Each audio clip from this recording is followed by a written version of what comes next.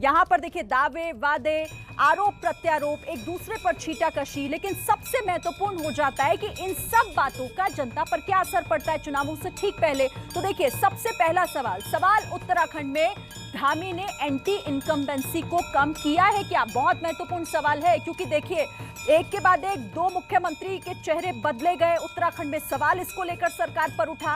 विपक्ष ने कहा कि सरकार के पास चेहरा नहीं है, तो क्या ऐसा करके एंटी इनकम्बेंसी जो बनती दिख रही थी उसे कम करने में कामयाब हुई है उत्तराखंड सरकार? तो हाँ कहने वाले लोगों का आंकड़ा देखिए 64% का है।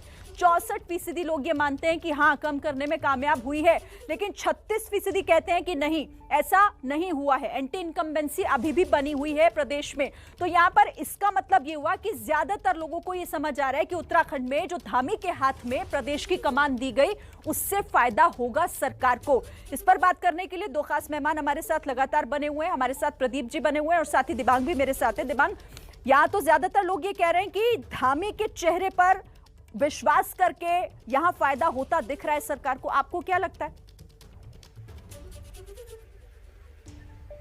देखिए जितनी जल्दी इन्होंने मुख्यमंत्री वहां पर हटाए एक के बाद एक, आप धामी जब से आए हैं तब से उन्होंने स्टेबलाइज करने की ज़रूर कोशिश की है।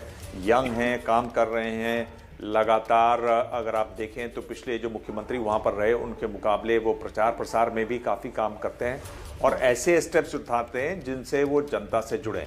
तो मेरे ख्याल से ये एक बड़ी वजह है जो हमारा जो सर्वे है उसमें दिख कर आ रहा है कि धामी के आने के बाद ये जो एंटी इनकम्बेंसी है वो कम हुई है। ख़त्म हुई है नहीं, कम हुई है, समझने वाली बात है।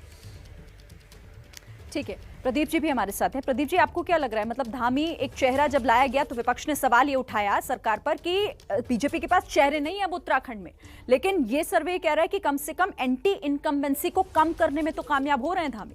64% लोगों का कहना है। हाँ, निश्चित रूप से देखिए 5 महीने पहले मुख्यमंत्री बने हैं पुष्कर सिंह धामी। उस समय जो स्थिति थी उत्तराखंड में, कोई ये मानने को तैयार नहीं था कि बीजेपी की सरकार लौट सकती। ये तय माना जा रहा था कि कांग्रेस की सरकार आ गई। उसके बाद से उन्होंने 5 महीने में बीजेपी को लड़ाई में लाकर खड़ा कर दिया है। बराबरी की लड़ाई दिखाई दे रही है। ये इसका श्रेय जो है पुष्कर सिंह धामी को जाता है। तमाम कदम जो दिबांग जी बात कह रहे थे, कई कदम उन्होंने इस तरह के उठाए हैं जो पीपल सेंट्रिक हैं, जो लोगों की भावना संवेदना से जुड़ते हैं।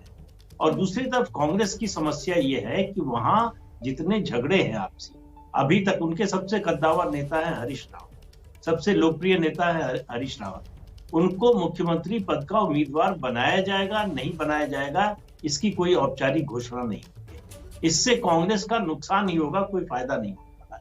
क्योंकि अगर कांग्रेस को उत्तराखंड में सरकार बनानी है तो उसके लिए हरीश रावत के अलावा उनके पास कम से कम इस चुनाव में और कोई चेहरा नहीं। तो पुष्कर सिंह धामी जो है बड़ी चुनौती दे रहे हैं कांग्रेस की, पीछे से निकल कर आए हैं सामने और मुकाबले को बराबरी का बना। ठीक है, यानी कि पुष्कर सिंह धामी के चेहरे पर जो दाव चला था उससे फायदा होता हुआ फिलहाल तो बीजेपी को यहां पर दिखाई दे रहा है, लेकिन ये कितना बदलेगा वोटों में ये फिलहाल देखना काफी दिलचस्प होगा।